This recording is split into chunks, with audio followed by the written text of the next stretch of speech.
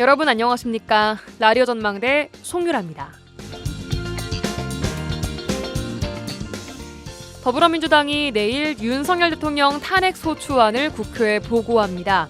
표결은 오는 14일 오후 5시. 두 번째 탄핵안 표결이 어떻게 될지 관심이 모아지고 있습니다. 관건은 국민의힘의 이탈표인데요. 국민의힘에서 공개적으로 대통령 탄핵에 찬성했던 조경태 의원은 한동훈 국민의힘 대표의 생각이 자신의 생각에 근접하고 있다라고 말했고요. 국민의힘 김재섭 의원은 가장 질서 있는 퇴진은 탄핵이라면서 안철수, 김예지, 김상욱, 조경태 의원에 이어서 5번째로 탄핵 찬성 입장을 냈습니다. 앞서 김재섭 의원은 탄핵 표결에 참여하지 않았다는 비난 여론이 커지면서 사무실로 근조화환이 배달되고 달걀 투척까지 있었고요. 심지어 자택에는 탄핵 찬성 손팻말과 흉기가 놓여있고 SNS에 올린 가족 사진에까지 악플이 달리기도 했는데요. 그런가 하면 탄핵을 촉구하는 촛불 집회는 응원봉과 K-팝 떼창이 등장하는 콘서트형 집회로 평화롭게 이어지고 있습니다. 외신도 큰 관심을 갖고 있고요. 겉으로는 밝고 즐거워 보이지만 무거운 마음으로 그 자리에 섰을 겁니다. 더 앞선 민주주의를 위해서 거리에 나가 있는 많은 국민들을 위해서라도 성숙한 민주주의로 가는 방향을 고민해보면 좋겠습니다. 오늘 라디오 전망대가 준비한 소식입니다. 지역 소식들 뉴스브리핑 통해 들어보고요. 라전 법정, 민원 해결사까지 이어집니다. 잠시 후에 뵙죠.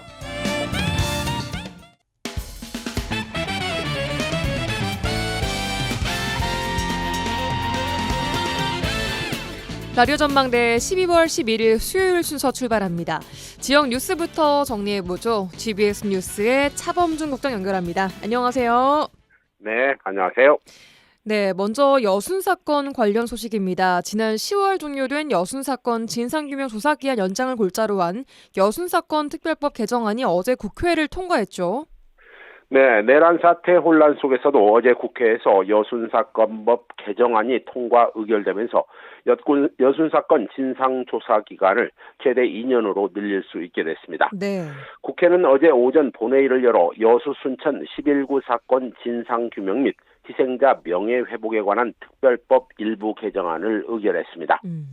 어제 의결된 개정안은 지난달 국회 행정안전위원회가 마련한 대안이 원안대로 의결된 것으로 지난 10월 5일자로 종료된 여순 사건의 진상조사 기한을 연장하는 내용을 골자로 하고 있고 또 진상규명 조사와 자료 수집 분석 기간을 내년 10월 5일까지 1년으로 연장하고 추가로 1년을 더 연장할 수 있도록 했습니다. 예. 또한 진상보고서 작성 기한도 현행 6개월로 부족할 경우 6개월까지 더 연장할 수 있도록 했고 작성된 진상조사 보고서를 국회 행안위에 보고하도록 했습니다. 네, 그리고 내용 중에 그동안 논란이 됐던 정부 여순 사건 위원회 구성 방식도 변경이 됐죠.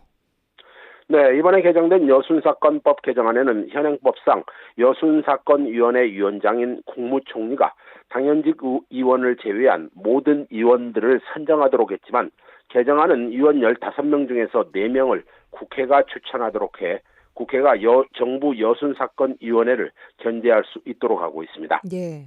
또한 개정된 법에는 이 특별 재심 규정도 신설했는데 그동안 여순 사건 과정에서 억울한 누명을 쓰거나 적법 절차 없이 형사처벌을 받은 경우에도 엄격한 재심 절차를 거쳐야 무죄를 받을 수 있었지만 특별 재심을 통해 여순 사건으로 유죄 판결 등 형사처벌을 받은 이들을 재심을 청구할 수 있도록 했습니다. 네.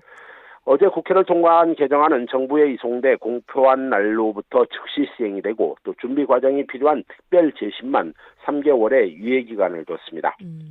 어제 법안이 국회를 통과하자 민주당 여순 사건 특위는 개정안 통과에 대해 윤석열 대통령의 내란 사태로 국가 전체가 혼란이 빠진 상황에서도 여순 사건 유족들의 기대에 부응하게 된 것을 적극 환영한다고 밝히고 앞으로도 이번 개정안의 미진한 부분을 보완하기 위한 노력을 이어가겠다고 입장을 냈습니다. 네, 이번 국정 혼란한 사태 속에 좀 이 처리가 밀리지 않을까 걱정을 했었는데 참 다행이고 반가운 소식인 것 같습니다. 그리고 또 반대가 0표더라고요. 그것이 참 의미 있는 결과가 아닌가 싶습니다. 자, 그런가 하면 더불어민주당 김문수 국회의원에 대한 선거법 위반 재판에서 어제 검찰이 당선 무효형인 벌금 300만 원을 구형했어요. 네, 광주지검 순천지청이 어제 광주지법 순천지원 형사 1부 심리로 열린 김문수 국회의원에 대한 공판에서 당선 무효형을 구형했습니다. 네. 검찰은 공정 부정확한 여론조사 공포는 선거 공정성을 해칠 수 있지만 이를 바로잡을 가능성은 작다고 밝히고 지난 총선에 앞서 당시 출마 후보로 나선 김문수 의원이 열세인 여론조사 결과를 비판하고 자체 의뢰한 조사 결과를 통해 경쟁력 있다는 사실을 공포했다며 구형 이유를 설명했습니다. 예. 김 의원은 총선을 앞둔 지난 1월 9일 페이스북에 자체 여론조사 결과를 간접적으로 공표하는 내용의 글을 올린 혐의로 기소됐는데요. 네. 당시 김문수 후보는 자체 여론조사 결과가 우세하게 나온 것을 암시하면서 우세한 결과가 나온 2023년 9월에 한 방송사 여론조사 결과 그래프를 첨부한 바 있습니다.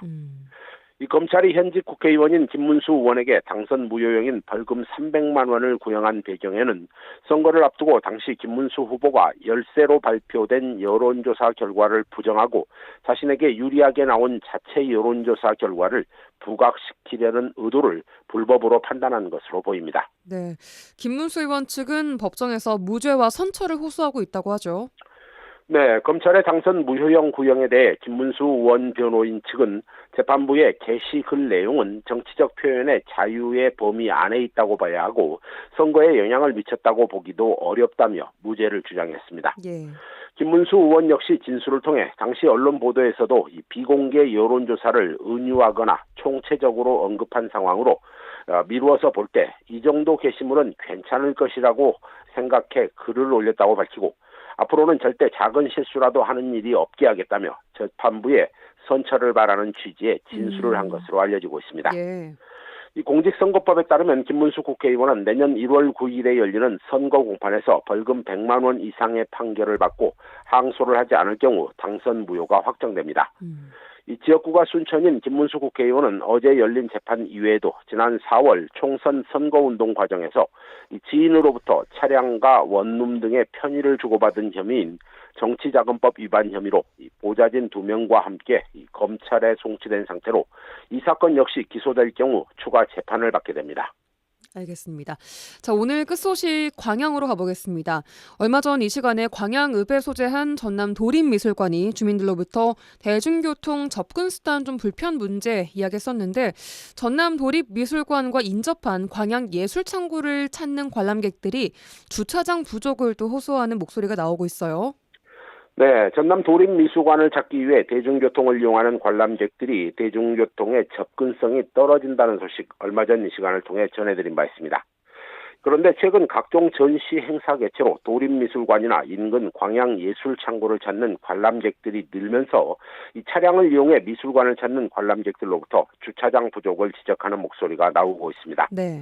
인근 지역 주민들에 따르면 도립미술관이나 광양예술창고에서 전시회나 대형 행사가 개최될 경우 미술관 주차장에 미처 주차를 하지 못한 차량들이 주변 인도나 도로에 불법 주차를 하고 있고 인근 농로에까지 차량이 주차를 하면서 주민들의 도로 이용에 불편을 주고 있다는 지적입니다. 네, 지적에 대한 도립미술관 측의 입장은 뭔가요? 이 지역 주민들은 지난 2021년에 개관한 이후 다양한 대형 전시로 미술관의 위상이 높아진 전남 도립미술관이 세계 수준의 미술관으로 위상을 높이기 위해서는 운전자들의 불법 주차에 대한 의식도 문제지만 근본적으로 이 부족한 주차장 확보가 우선돼야 된다는 지적이 나오고 있습니다. 이 같은 도립미술관의 주차장 부족과 관련해 이 도립미술관 측은 현재 도립미술관 주차장은 98대가 주차할 수 있는 상태인데 평소 주차장이 부족하다는 인식은 하지 못하고 있지만 이 광양시에서 운영하는 광양예술창고에서 행사가 진행될 경우 일시적으로 이 주차장의 주차 대수가 부족한 상황이 발생하고 있다고 해명하고 있습니다. 네, 오늘 뉴스 브리핑은 여기까지 듣겠습니다. GBS 뉴스 차범준 편집국장이었습니다. 수고하셨습니다. 네, 고맙습니다. 1시간만 투자하세요. 지역의 이야기를 모아 전해드립니다. 지역 시사는 역시 여수 MBC 송유라의 라디오 전망대. 네, 윤석열 대통령의 탄핵 소추안 표결이 있었던 지난 7일 밤 광주에서는 기도하는 마음으로 이 상황을 지켜보는 사람들이 있었습니다. 5.18 광주 민주화운동 당시 비상계엄령의 상흔을 안고 살아가는 5월 어머니 집을 비롯한 5월 단체들이었는데요. 자, 비상계엄령과 탄핵에 이르게 된 이 상황에 대해서 직접 이야기 나눠보도록 하겠습니다. 5월 어머니 집 김형미 관장 연결돼 있습니다. 관장님 나와 계십니까? 네, 안녕하세요. 예, 안녕하세요. 요 며칠 계속 탄핵 집회하고 계시는 건가요? 네네. 며칠째인가요, 지금? 지금 비상계엄령이 해제된 4일 날 저녁부터 오늘까지 7일째 이어지고 있습니다. 8일째 이어지고 있는 상황. 네. 집회 분위기는 좀 어떤가요? 지금 집회 분위기는 아주 훈훈하고 또 활기차면서도 시민들의 결기가 아주 대단합니다. 특히 이번에 보니까 청년 학생들이 굉장히 참여를 많이 했어요. 네. 그래서 이제 집회 문화가 또 이렇게 많이 변화됐다는 걸 저희가 좀 실감할 수 있고요. 또 이제 강력한 어떤 구호를 외치면서도 요즘 청소년들 수준에 맞게 흥겹고 또 재미나게 이렇게 진행된 걸 볼 수 있습니다. 네. 또 이제 저희 5.18 광주 민주광장 같은 경우는 또 함께하는 서로를 위해서 기꺼이 또 이제 먹을 것과 마실 것을 나누어주는 선결제를 5.18 민주광장 주변에 커피집이나 빵집이나 이런데 선결제를 해놓고 간 민주 시민들의 모습도 많이 볼 수 있었거든요. 그럼 누군가 미리 가서 네. 이렇게 선결제를 해놓고 집회하시는 분들 드셔라 이런 식으로요? 네네네. 가서 집회에 참여했다. 가서 그 말만 하면은 커피고 차고 빵이고 이렇게 김밥까지 이렇게 먹을 수 있도록 그렇게 함께 나누는 민주 시민들이 너무 많더라고요. 그래서 너무 고맙고 또 감동했습니다. 예, 네. 뭔가 정말 광주 시민분들이 다시 대동단결된 기분을 느끼셨을 것 같아요. 네네. 그래서 저희 어머니들도 이제 주먹밥을 현장에서 직접 만들어서 집회에 참여하는 시민들에게 나눠드렸거든요. 예. 그래서 저희가 이제 80년 당시 강주 시민들이 시민군들 트럭에 막 김밥을 만들어서 주먹밥을 만들어서 이렇게 올려줬잖아요. 예, 그때 상황을 저희도 한번 재현해보자. 예, 그래서 이번에 민주광장에서 저희 어머니들도 직접 밥을 현장에서 이렇게 만들어서 시민들한테 한 이틀 동안 3,000인분 정도 나눔을 했습니다. 와, 그래요. 자, 입에 저희가 다시 좀 꺼내기도 조심스러운 지난주 상황을 다시 좀 돌아가 봐야 될 것 같습니다. 비상계엄령이 선포된 그날 밤 당시 5.18 광주 민주화 운동과 비상계엄령의 피해가 좀 여전히 남아있는 상황에서 다시 들린 비상계엄령이었지 않습니까? 어떤 심정이셨어요? 처음 탁 들었을 때. 처음 딱 들었을 때 정말 저희는 가슴이 터지는 줄 알았습니다. 그리고 이제 정말 죽고 싶었습니다. 왜 그러냐면 저 같은 경우는 80년 당시 오빠가 계엄군들 공수부대원 8명한테 집단 구타를 당해서 죽었거든요. 그래서 이제 계엄군들이 국회에 난입하는 그런 장면들을 뉴스를 통해 보면서 정말 또 얼마나 많은 국가폭력 피해자들이 나올까 사실 두려웠어요. 그래서 너무 고통스러워서 잠을 한숨도 못 자고 뜬 눈으로 밤을 지새웠습니다. 저희 5.18 트라우마가 이렇게 너무 막 솟구쳐가지고 그러면서도 정말 이번 이 비상계엄령만큼은 우리가 앞장서서 막아야겠다 그런 생각들을 많이 했습니다.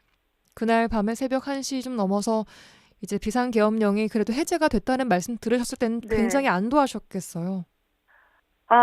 사실 이제 어떠셨어요? 한스름 놓기는 했지만은 예. 안도까지는 할 수 없었습니다. 그래요. 또 윤석열이 또 어떻게 할지 제2의 비상계엄령을 선포할지 이제 그때 심정은 솔직히 좀 그랬습니다. 예. 그러셨군요. 왜 이런 일이 다시 일어났다고 생각하세요? 40여 년 만에. 그러니까요. 저희가 사실 민주화가 된 줄 알았던 우리나라가 아직도 민주화가 덜 됐다는 증거인 것 같습니다. 그리고 이제 지금 현 정부가 출범했을 때 검찰 독재 정부라고 했잖아요. 예. 총선거에서 져서 여소야대 국회가 되었는데 국회를 이제 무력으로 장악하기 위해서 총을 든 군인들을 국회로 보낸 것 같습니다. 자, 일단 대통령 탄핵 소추안이 지난주에 무산됐습니다. 네. 그 당시에는 어디서 그 소식 보고 계셨어요? 민주광장에 있었습니다. 비를 맞고, 처음에 그러셨군요. 그 국회의원들이 다 나가버렸잖아요. 네. 그래서 우원식 의장님께서 9시까지 연장했잖아요. 9시 20분인가? 종료하지 않고 기다렸죠. 네, 그때까지 마지막까지 민주광장에서 지켜보고 있었습니다. 민주광장 분위기는 좀 어땠나요? 마지막 그래도 저희가 정말 그 국회의원들 한 사람 한 사람 저희도 이름 부르면서 돌아오기를 기대했는데 결국 안 돌아왔잖아요. 그래서 그 국민의 힘이 아니라 국민의 적이 됐습니다. 그리고 이제 그 국힘의원들은 국가나 국민보다는 어떤 그 당과 자신들의 안위만 생각하는 작자들이라 저는 해체돼야 한다고 생각하고요. 또 지난번 총선에서 국민의 평가를 받고도 윤석열과 같이 정신이 좀 나간 것 같습니다. 이제 그 국민의힘 의원들은 윤석열과 함께 몰락하면서 분열될 것이라고 생각합니다. 네. 그런 무산된 상황으로 회의가 끝났을 때 곳곳에서 좀 탄식도 나왔을 것 같거든요. 너무 분노해서 눈물이 났죠. 너무 분해서 정말 화가 나고 정말 이 나라 국회의원이 맞는지 진짜 값진 대고적이라고 그러잖아요. 지금 그 사람들 국민의힘 그 105명의 의원들 그 사람들은 역사의 죄인이 된 것입니다. 역사는 나갔던 그 국회의원들 다 기억하고 아마 기록할 것입니다. 그래서 너무너무 화가 났어요. 그래서 이 퇴장한 국민의힘 의원들의 광주 명예시민증을 박탈해야 한다 이런 목소리도 나오고 있던데요. 네네. 지금 그 주호영 의원하고 성일종이죠. 성일종 의원하고 김소희 의원이 아마 그 광주 명예시민증을 받은 것 같아요. 네, 당연히 박탈해야죠. 근데 과거에 그 사람들이 광주시에 어떤 도움을 줬는지는 모르겠지만 그때는 그들의 명예를 인정했기 때문에 아마 명예시민증을 줬을 거예요. 근데 지금은 국가의 명예를 크게 훼손하고 있기 때문에 반드시 저는 그 박탈해야 된다고 생각합니다. 알겠습니다. 이 탄핵 집회는 언제까지 계속됩니까? 윤석열이 물러날 때까지 계속해야죠.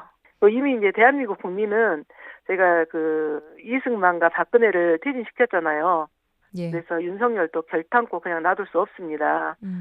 지금은 탄핵 집회지만 윤석열은 탄핵만으로 끝나지 않아야 됩니다. 즉각 체포하고 구속 수감해야 합니다. 그래서 절대 사면해서도 안 된다. 이런 마음으로 또 이제 그 다시 쿠데타를 벌일 수 없도록 다시는 이런 일을 일으킬 수 없도록 법정 최고형으로 엄벌을 해야 된다고 저는 생각합니다. 오늘 말씀 여기까지 들어야 될 것 같습니다. 5월 어머니 집 김형미 관장과 함께 이야기해봤습니다. 관장님 고맙습니다. 감사합니다.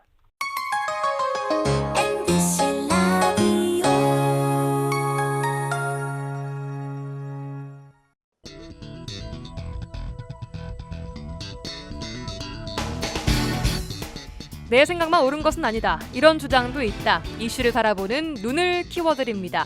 라디오 전망대 라전법정 시간입니다. 오늘도 두 분과 함께하겠습니다. 송하진, 이결아 부부 변호사 어서 오세요. 네. 안녕하십니까. 안녕 못하시죠? 네, 안녕 못하시죠라고 물어봐야 될 것 같아요. 그러니까 안녕하세요를 할 수가 없는 맞아요. 상황입니다. 이 질문 자체가 요즘은 참 네, 흔한 인사말이었는데 흔하지 않게 된 그렇습니다. 좀 마땅히 씁쓸하기도 대답할 수 하고 없는 상황이 됐죠. 쉽게 안녕하다는 말이 잘 안 나오는 네. 그런 날들인 것 같습니다. 그런 와중에 지난 한 주간 또 어떻게 보내셨나요? 지난 한 주간 뭐 말하자면 쉽게 말하면 나라가 쑥대밭이 됐어요. 쑥대밭이. 이 쑥대밭이 된 나라 상황을 보면서 굉장히 걱정도 많이 되고 네. 또 분노도 하고 그리고 많은 사람들과 뭐 비슷한 이야기를 나누는 그런 한 주였던 것 같아요. 뭐 아마 저희뿐만 아니라 많은 분들이 다 그런 시간을 보내셨을 거라고 생각합니다. 그 법조계 내부에서도 이런 얘기들이 많이 좀 오갈 것 같거든요. 네, 이야기 많이 나오고 있는데 제가 그 표현을 여기다 미처 다 담을 수가 없어요. 방송용으로 적절하지 못한 멘트들도 굉장히 많기 때문에 근데 하여튼 요는 모두 붕괴하고 있다. 그렇습니다. 알겠습니다. 자, 바로 주제 토크 들어가 볼 텐데요. 현직 대통령의 비상계엄 선포에 이어서 내란죄 수사, 탄핵소추안 발의와 또 표결까지 숨가쁘게 돌아가고 있는 정국입니다. 법률적으로 좀 짚어봐야 할 문제들이 많이 있어서 오늘 두 분께 하나하나 좀 짚어주십사 하고 질문들을 좀 준비를 해봤습니다. 자, 우선 탄핵, 하야 이야기 계속 나오고 있습니다. 법률적으로 이 탄핵과 하야가 어떻게 규정이 돼 있습니까? 네, 탄핵은 사전적으로는 어떤 잘못의 실상을 논하여 책망함. 사전적으로는 이런 의미인데 예. 지금 우리 이 시점에 이 국면에서 나오는 탄핵은 법률적인 의미겠죠. 그래서 일반적인 사법 절차나 징계 절차에 따라서 소추하거나 징계하기 곤란한 어떤 고위 공무원이 있을 수 있잖아요. 일반적인 징계로는 안 되는 그런 사람들이 직무상 중대한 비위를 범한 경우에 이를 의회가 소추를 해서 처벌하거나 파면하는 행위. 를 말합니다. 그리고 하야는 원래 뜻은 이제 저도 이번에 찾아봤는데 본래 뜻은 시골로 내려간다 이런 뜻인데 이제 관직이나 정계에서 물러난다는 것을 이른 말로 좀 변한 그런 의미라고 합니다. 그래서 하야라는 표현은 뭐 주로 뭐 사임, 사퇴, 퇴진에 비해서 뭐 고위급 관료라든지 정치인이라든지 이런 사람들이 물러날 때 뭐 주로 사용되는 단어라고 보시면 되겠습니다. 그러니까 하야라는 거는 어쨌든 자진해서라는 조건이 붙는 건가요? 그렇죠. 사임, 사퇴. 퇴진 뭐 이런 것들은 이제 자진해서 내려온다. 자진해서 내가 그 직에서 내려온다. 그렇죠. 이런 의미를 담고 있다고 보시면 되겠습니다. 예. 자, 그렇다면 현직 대통령의 탄핵 요건은 뭔지 또 자진 하야에도 요건이 정해져 있는 건지도 궁금하거든요. 어떻게 보세요? 일단 하야에는 별다른 요건이 있지는 않아요. 보통 이제 본인의 의사에 따라서 이제 정해진 임기를 마치지 않고 그 직에서 내려온다라는 의미이기 때문에 특별한 그런 법률적인 요건은 따로 없습니다. 하야에는. 예. 그런데 이제 탄핵이라는 것은 이제 파면이거든요. 그 직에서 파면하는 거기 때문에 굉장히 엄격한 요건이 요구되는데 대한민국 헌법 제65조 1항에 대통령이 이제 물론 지금 다른 이제 기타 다른 고위 공무원들도 있습니다만 예. 대통령이 그 직무 집행에 있어서 헌법이나 법률을 위반한 때, 그러니까 이 요건이 일단 충족이 되어야 되겠죠. 헌법이나 법률을 위반한 때 국회는 또 이 탄핵을 이제 의결할 수 있는 주체가 국회입니다. 국회는 탄핵 소추를 의결할 수 있다.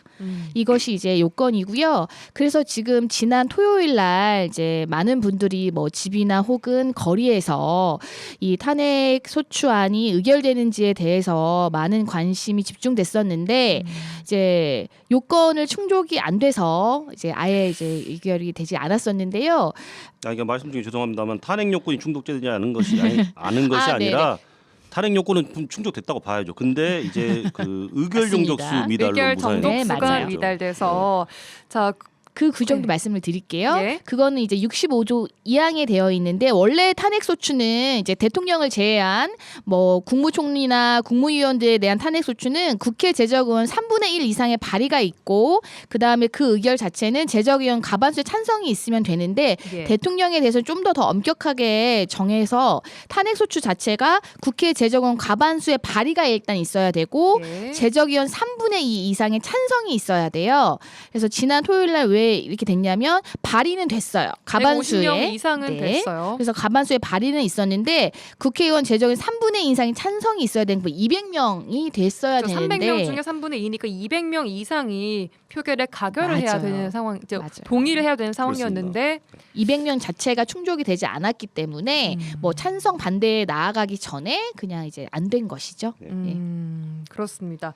자, 국민의힘 의원들이 당시 본회의장을 떠나갔습니다. 네. 그 장면을 보고 많은 분들이 또 이제 분노하기도 하고 이야기가 많이 나오고 있는데 이걸 두고 국회의원의 직무유기다 혹은 아니다, 투표를 또 강요하는 것은 위헌이다, 이런 배치되는 주장까지 나오고 있는데 어떻게 봐야 되나요, 이거는? 우선은 다수 시민들의 입장은 국민의힘 의원들이 표결 자체를 하지 않고 본회의장을 떠난 것을 두고 굉장히 분노하고 있는 상황이고요. 그리고 아까 말씀하신 것처럼 직무유기다 이런 이야기도 나오고 있어요. 그래서 사실 이 사람들이 퇴장을 하고 나서 그 원내 회의실에 모아놓고 사실상 또 도망치지 못하게 뭐 잡아놨다 뭐 이런 이야기까지도 들리고 그리고 3명의 국민의힘 의원만 지금 표결에 참석을 하고 나머지는 아예 참석 자체를 안 했단 말이에요. 아까 네. 말씀드린 것처럼 3분의 2 이상 그러니까 200명 이상의 일단 찬성이 있어야 되는데 200명도 안 됐단 말이에요. 표결에 참석한 사람이. 그러니까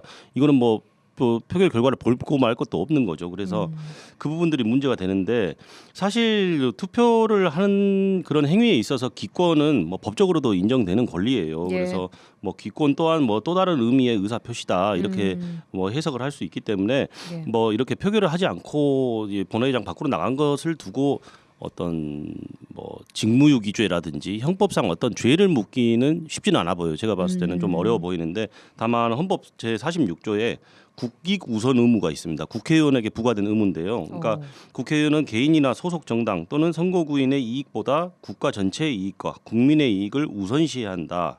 그래서 국회법상의 의무 가운데는 또 본회의에 출석할 의무도 규정이 돼 있거든요. 그래서 예.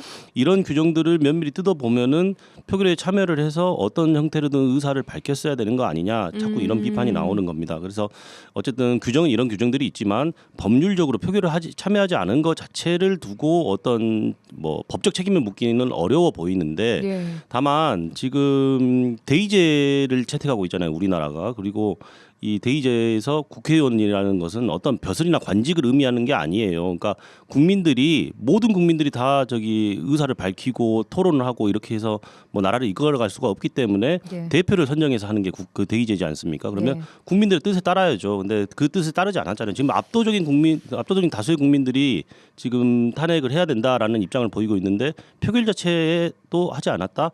이것은 뭐 법적 책임에서는 뭐 좀 자유로울 수 있을지 몰라도 정치적인 역사적인 도의적 책임에서 책임이나, 예. 정치적인 책임은 분명히 져야 될 것이라고 생각하고 역사가 기억할 것입니다. 예. 알겠습니다. 뭐 이것은 세부적인 뭐 질문이기는 합니다만 3분의 2 이상이 안 모였는데 표결이 진행되기는 했잖아요. 이게 그렇죠. 예. 표결 자체는 진행을 했죠. 근데 계속 지켜봤어요. 그러니까 193명밖에 투표를 안 하니까 나머지 7명이라도 더 올 때까지 좀 기다리다가 결국에 오지 않으니까 이게 무산된 거 이제 법안 자체가 폐기가 된 건데 뭐 예를 들어서 안 오면 그 까는 게 무슨 의미가 있겠어요. 200명 이상이 찬성을 해야 되는데 200명조차 투표를 안 했으면 안 했으니까. 결과를 보고 말 필요도 없는 거죠. 예. 자, 위헌위법적인 비상계엄 선포에 대한 수사에 대한 이야기 해보죠. 검찰, 경찰, 공수처 이 세 기관이 함께 수사에 나서고 있습니다. 자, 이렇게 경쟁적으로 수사를 어떤 사안을 두고 했던 적이 최근에 언제인가 싶을 정도로 저는 되게 놀랐는데 누가 수사를 이끌고 가야 하는가 또 이 수사 주체 혼란에 대한 우려가 나오고 있습니다.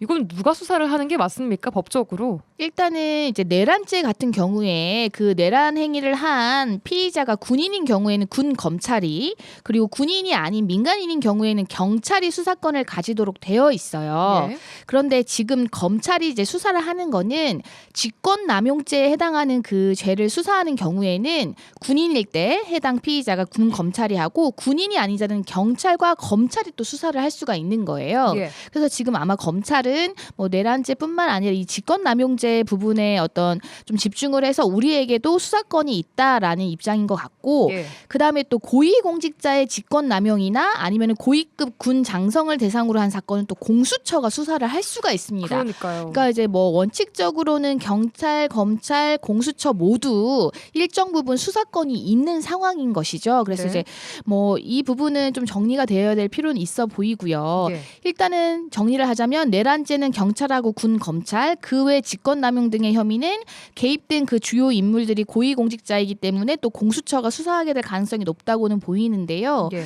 일단 이 부분에 대해서 원래는 이제 대통령이나 행정각부가 나서서 이걸 좀 교통 맞아요. 정리를 해줘야 되는데 사실상 지금 그 기능을 기대하기 힘든 상황이기 때문에 각자 좀 수사를 하고 있는 상황인 것으로 그러니까 교통 보입니다. 정리를 해줘야 될 사람들이 수사 수사 대상이다 대상이 보니까 되버리니까. 지금 그렇게 문제가 되고 있는 아이러니하죠. 거고 예. 예. 다만 이제 12월 10일에 국회에서 상설특검법이 가결이 됐기 때문에 이제 특검이 꾸려져서 여기서 이제 구체적인 어떤 조사가 진행되지 않을까 이렇게 생각을 하고 있습니다. 예.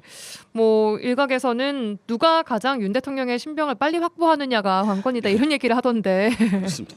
예. 알겠습니다. 자, 민주당의 내란 특검법 어제 국회 본회의를 통과했습니다. 어떤 내용 담고 있습니까? 일단 이 특검법의 이제 정식 명칭이 뭐냐면 위헌적 비상계엄 선포를 통한 내란 행위의 진상 규명을 위한 특별검사의 수사 요구안입니다. 기네요. 예. 네, 이것이 지난 10일 국회 본회의를 통과했는데요. 네. 이제 이 통과에는 여당 쪽에서도 상당히 많이 좀 표결에 참여한 것으로 보이는데 예. 이 특검안은 뭐냐면 일단 헌법이 국회에 부여한 계엄 통제 권한을 무력화하는 등 내란을 총지휘한 혐의로 윤석열 대통령을 수사 대상에 올렸고요. 예. 그다음에 윤 대통령의 내란 모의에 적극적으로 가담한 혐의로 김용현 전 국방부 장관도 수사 대상에 포함시켰고, 그다음에 박안수 전 계엄사령관이죠. 그다음에 국무회의에 참석했던 국무위원, 그리고 한덕수 국무총리, 그다음에 국민의힘 추경호 전 원내대표, 그다음에 여인영 방첩사령관까지 수사 대상으로 적시를 해서 이 사람 이제 이 수사 대상들에 대한 특별검사의 수사가 필요하다라는 것이죠. 예, 주요 내용은 방금 이결아 변호사가 말한 거랑 같고 사실 이 비상계엄 사태 관련돼서 지금 통과된 상설특검안은 이 개별 특검하고는 조금 달라요. 그래서 예. 이미 시행 중인 법률이 있어요. 상설특검법이라는 법률이 있는데 그 법률에 따른 수사 요구안이기 때문에 대통령이 거부권을 행사할 수 있는 대상도 아니에요. 아니에요. 예, 그래서 당연히 이제 수사가 개시가 될 텐데 다만 이제 그 국회에서 어떤 후보자를 추천을 하도록 의뢰를 하고 추천위원회가 대통령 의뢰를 받고 이제 후보자 추천하면 대통령이 임명을 해야 되는데 예. 이런 절차들을 대통령이 이행하지 않았을 때 이걸 어떻게 강제할 수 있는 수단은 사실 지금 현행법상으로는 없거든요. 그래서 이런 부분들이 좀 허점으로 지적이 되고 있고 예. 이게 통과됐어도 국회에서 의뢰 자체를 하지 않는다든지 네. 대통령이 하지 않을 가능성이 높아 보여요. 지금 하시는 행태로 보면은.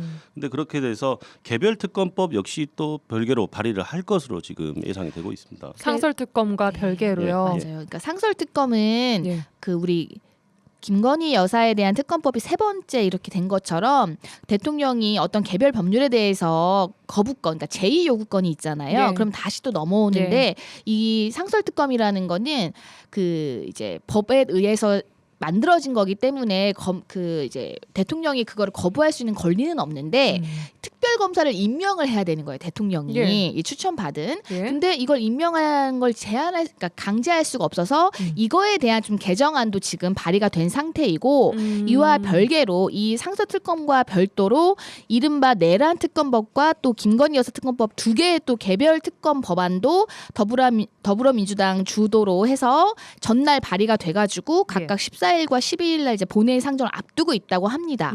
그러니까 이제 상설특검법에 대한 개정안도 또 발의를 해놓고, 왜냐하면 이걸 강제할 수가 없기 때문에 만약에 이제 시한을 정해서 뭐 3일 이내 임명을 안 하면 그 다음 이제 뭐 국회의장이 또 뭐 임명할 수 있는 뭐 이런 어떤 다른 조항을 좀 신설을 해가지고 이 부분이 사실상 뭐 거부권을 행사해 이제 임명을 안 하면 진행이 안 되니까 그 부분에 대한 또 이제 개정안도 발의를 하고 또 이와 별개로 또 별도의 특검법. 우리가 일반적으로 말하는 그 특검법을 또 발의를 해놓은 상태인 것이죠. 여러 가지 그 네, 맞아요. 법안들이 동시에 발의되고 네, 막 맞아요. 통과가 되고 하는 약간은 좀 혼란스럽고 어려운 상황인 것 네, 같습니다. 네. 이해하기에도. 그럼 이 상설특검법 특검 어떻게 구성? 예, 우선 되는 뭐 건가요? 상설특검이 지금 일단 통과는 됐고 그 특별검사의 수사가 결정이 됐잖아요. 그런데 그런 경우에는 대통령은 특별검사 후보 추천위원회에 지체 없이 특별검사 후보자 추천을 의뢰해야 한다. 예. 그러니까 일단 대통령이 의뢰를 해야 돼요. 예. 뭐 추천을 의뢰를 해야 되고 그러면 의뢰를 받은 날부터 뭐 이제 5일 이내에 15년 이상 아니면 20년 이상 그 판사, 검사, 변호사의 직위에 있던 45세 이상의 사람을 어쨌든 추천을 해야 됩니다. 근데 대통령이요. 예, 대통령에게 추천을 하는 거죠. 예. 의뢰를 대통령이 하고 예, 그렇죠. 다시, 근데 의뢰를 하지 않았을 때는 어떻게 할 것이냐 이런 부분에 대해서 아까 허점이 있다라고 말씀드렸는데 일단은 지금 그렇게 구성이 된다라는 거고 지금 같은 상황은 어떻게요? 지금 같은 상황에서 만약에 대통령이 그거를 아무 행동을 안 하고 그냥 뻗팅길 수도 있어요. 그래서 개별 특검법을 네, 맞아요. 따로 또 준비를 하겠다 이런 이야기가 나오고 있는 거죠. 법상으로는 특별검사 임명 절차에서 대통령이 특별검사 후보 추천위원회에 2명의 후보자를 추천을 의뢰하고 의뢰하고 네, 그럼 추천위원회가 2명의 후보자를 서면으로 대통령에게 추천을 하면 대통령은 그 추천을 받은 날로부터 3일 내에 1명을 임명을 해야 3일 내에 그 되는데 후보자 중에서 2명의 특별검사 검사법을 임명하고 뭐 네, 임명을 맞아요. 하게끔 네, 돼 맞아요. 있는데 만약에 또 안 하면 강제할 우리는 수 있는 게 없다. 개별 지금 특검으로 또 현행으로는. 가겠다. 지금 이런 상황인 거죠. 그래서 이거에 대한 개정안도 발의가 되어 있고 이와 별도로 또 특검법을 다시 또 발의를 해서 지금 그거를 이제 본회의에 상정하겠다는 것이죠. 네. 이걸 잘 구분해서 뉴스를 보실 때도 이해를 해야 될 것 그렇습니다. 같습니다. 조금 어려운 내용이죠. 예, 좀 어렵고 헷갈리기도 하고 상설 특검, 일반 특검 뭐 여러 가지가 지금 혼재되어 있는 상황입니다. 자, 그렇다면 현직 대통령을 포함해서 현재 관련자들에 대한 출국 금지가 내려져 있습니다. 이 출국 금지는 어떤 상황에서 주로 내려지는 건가요? 네, 출국 금지는 출입국관리법의 규정이 있는데요. 그러니까 출입국관리법 제4조 2항을 보면 법무부 장관은 범죄 수사를 위하여 출국이 적당하지 아니하다고 인정되는 사람에 대하여는 1개월 이내의 기간을 정하여 출국을 금지할 수 있습니다. 예. 그래서 범죄의 혐의점을 받고 있는 사람은 당연히 출국 금지를 시킬 수가 있고 네. 또 출국 금지 기간을 초과해서 계속 출국을 금지할 필요가 있다고 인정하는 경우에는 그 기간을 또 연장을 할 수가 있어요. 그래서 지금 윤석열 대통령 같은 경우에는 범죄 혐의자지 않습니까? 내란죄의 수개의 혐의를 받고 있는 사람이기 때문에 출국 금지가 된 상황으로 지금 그러니까 이게 이제 확인됩니다. 도피의 위험이 있는 그런 피의자 같은 경우에는 이제 국외 해외로 도피할 위험이 있기 때문에 출국 금지 조치를 하는 것이고요. 이제 어쨌든 만약에 출국이 되어버리면 이 사람을 소환하는 것 자체가 사실상 많이 힘들어지기 때문에 이제 주요 피의자에 대해서는 이제 출국 금지 조치를 합니다. 대통령이 출국 금지 조치 받은 적이 지금까지는 없었다고 없잖아요. 헌정 역사상 예. 없는 일이죠. 참 뭐 예. 그렇습니다. 말을 아끼시고 계시는. 예. 자, 출국 금지뿐만이 아니라 현직 대통령에 대한 뭐 긴급 체포도 이게 가능한 상황인가요? 그렇습니다. 뭐 결론적으로 말하면 그렇다고 말씀드릴 수밖에 가능한가요? 없는 게 예. 그렇습니다. 그러니까 국가 원수잖아요. 대통령이라는 사람은. 그래서 불소추 특권 이런 권리들이 있어요. 그러니까 재직 중에 형사상 소추를 당하지 아니한다 이런 특권이 있는데 예. 이것도 예외가 있습니다. 예. 외환죄, 내란죄에 관해서 범죄 혐의가 있을 때는 이거는 불소추 특권의 예외 상황에 해당을 하고요. 예. 그래서 뭐 현직 대통령을 내란죄 혐의로 긴급 체포하거나 구속하는 것이 절대적으로 가능한 상황입니다. 그래서 이 부분은 뭐 내란죄가 성립할 수 있다라는 점은 제가 지난 방송 시간에도 말씀드렸고 다양한 사람들이 말하고 있으니까 뭐 따져볼 이유도 없을 것 같고 사실 그 국방부 장관 같은 경우에도 지금 구속이 됐잖아요. 그리고 그 구속영장 청구서에 그 윤석열 대통령이 내란의 수괴다라는 형태로 지금 기재돼 있다고 해요. 그래서 당연히 이제 범죄 혐의를 받고 있는 사람이니까 뭐 빠른 시일 내에 긴급 체포 및 구속이 되지 않을까 그렇게 예상을 하고 있습니다. 이 긴급 체포의 주체는 아까 말한 검찰, 경찰, 공수처 세 기관 모두 가능한 건가요? 지금 상황으로는? 신청 자체는 할 수 있죠. 그러니까 구속영장 일단 신청. 경찰이 검찰에다 신청을 하고 검찰이 법원에다 청구를 하는 형태로 진행이 되겠지만 이제 고위공직자 수사처나 공수처라든지 아니면은 뭐 경찰 이라든지 이렇게 할 수가 있겠죠. 그리고 오늘도 좀 뉴스 보니까 이미 용산 대통령실에 대해서 경찰청에서 압수수색 했더라고요. 맞아요. 예. 자, 이러한 경우들을 가정했을 때 대통령의 거리 상황은 어떻게 법률에 규정돼 있나요? 거리라는 말도 참 일상생활 듣기 힘든 말인데 어떤 직이나 간직 따위가 비어 있다라는 그런 의미예요. 그래서 이거에 대해서도 대한민국 헌법 68조 2항에 대통령이 거리된 때에는 60일 이내 후임자를 선거하도록 되어 있습니다. 그리고 헌법 71조에 대통령이 거리되면 이제 그래서 거리가 되어서 직무를 수행할 수 없을 때에는 1순위로 국무총리, 그리고 이제 국무총리도 그 직무를 수행할 수 없을 때는 이제 법률이 정한 순서가 있는데요. 그 예. 국무위원회 순서대로 그 권한을 대행하는데 가장 이제 1순위는 기획재정부 장관, 그다음에 교육부 장관, 그다음에 과학기술정보통신부 장관으로 쭉 순위가 정해져 있습니다. 그래서 지금 이제 사실 이제 한덕수 국무총리에 대해서도 여러 가지 혐의가 혐의들이, 적용되고 있고 또 뭐 예. 탄핵안도 발의되고 이런 상황이라서 지금 뭐 가장 유력하게 권한 대행으로 지금 지목되고 있는 사람은 기획재정부 장관으로 뭐 이제 기사가 나오기도 하던데요. 지금 뭐 전국이 많이 불안하고 또 이제 14일 날 또 표결이 앞두고 남았습니다. 있습니다. 예. 그래서 뭐 많은 분들이 관심을 가지고 또 어떻게 될지 좀 이제 뭐 예. 지켜봐야 될 것 같아요. 알겠습니다. 이번 주말 상황을 또 지나서 다음 주에 또 어떤 법률적 이야기를 할 수 있을지는 그때 가봐야 상황이 네. 나을 수도 좀 있겠네요. 상황이 네. 지나봐야 알 수 있을 것 같고요. 오늘은 여기까지 들어보겠습니다. 두 분 변호사 함께했습니다. 송하진, 이계라 변호사 감사합니다. 네, 감사합니다. 네, 감사합니다.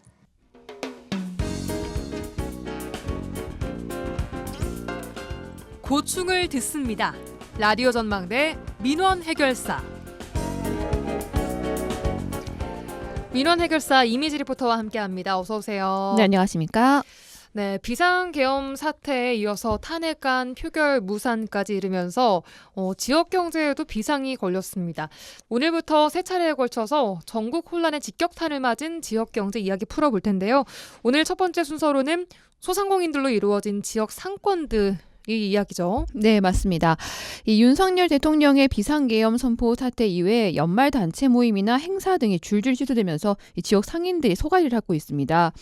이 비상계엄 이후 여수 주요 상권마다 사람들의 발길이 끊겼는데요. 제가 어제 저녁 시간대 여수 학동 선소 음식거리를 나가봤습니다. 예. 이 평소 오후 8시 정도면 이 식당마다 335 모여서 식사를 하거나 또 자리를 이동하는 사람들로 거리가 북적거릴 때인데 이 비상계엄 이후에 선소 음식거리는 사람들의 발길이 뚝 끊겼습니다. 네. 특히 이 12월이면요. 식당마다 송년회로 연말 회식이나 모임 등 굉장히 열서 활기가 넘칠 텐데 이 추워진 날씨만큼이나 골목 상권이 얼어붙었는데요. 이 가게마다 회식으로 보이는 무리는 보기 힘들고 대부분이 두세 명으로 개인적인 모임을 갖는 모습이 대부분이었습니다. 내수 침체와 불경기로 인해서 가뜩이나 힘든 시기를 보내고 있던 소상공인들은 이 기대했던 연말의 반짝 특수까지 사라지면서 한숨이 깊어지고 있다고요. 네, 이 평소 같으면요 남은 테이블이 더 적을 만큼 손님이 있어야 할 식당들도 이 비상계엄 이후에 손님의 발길이 끊겼다고 얘기합니다. 이 비상계엄 전과 이후의 차이가 확연히 보인다고 하는데요.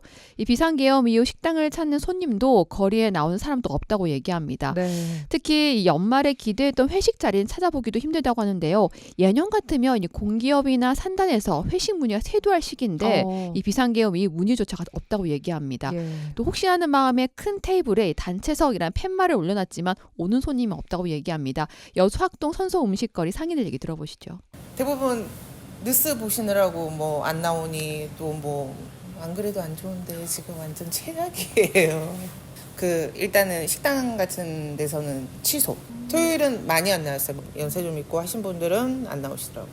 12월 달은 아무래도 제일 사람들이 기대를 많이 하고 모임이나 이런 게 이제 12월 말쯤부터 해가지고 꾸준하게 이렇게 있는데 11월에는 좀 이제 뭐랄까 그래도 손님이 좀 있었거든요. 계엄령 딱 끝나고 이제 단체 손님은 전멸이라고 보시면 돼요. 아예 그냥 그런 게 없어요. 이런 연말이 코로나 때 한 번 하고 지금 한 번 하고 딱 두 번째인 것 같아요. 계엄 전주만 해도 바빴었거든요. 네, 계엄 딱 시작하고 나서는 아예 예약 전화가 안 오니까. 장사 안 될 거라고 가게 내는데 그것 때문에 가게 내놓는다고 싫어. 싸게라도 줘보란다는 사람들도 있고. 단체 손님 있을까봐 짜장이라 이렇게 다 해놨거든. 해놨는데 없어. 단체가.